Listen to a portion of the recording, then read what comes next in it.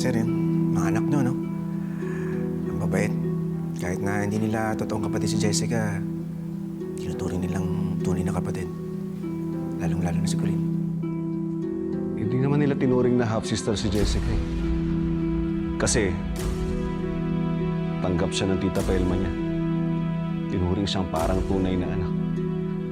Kaya, tinanggap din siya nila Jeffrey, Andrea at Colleen na parang tunay na kapatid. Nang nalaman nila na hindi nila tumupad si Jessica, sinaktan nila. Inabuso, nilatrahan ko si Jessica hanggang sa na-depress na yung bata. Hanggang sa namatay niya anak natin. Sir, yung nanay ba ni Jessica, di ba kayong good terms? Huwag na natin pag-usapan yun. Ayoko nang maalala yung nangyari sa amin nun eh. Kapal ng mukha mo, Manuel. Pagkatapos mong gamitin at gatasan si Hazel, iwas ka ng iwas ngayong pag-usapan siya.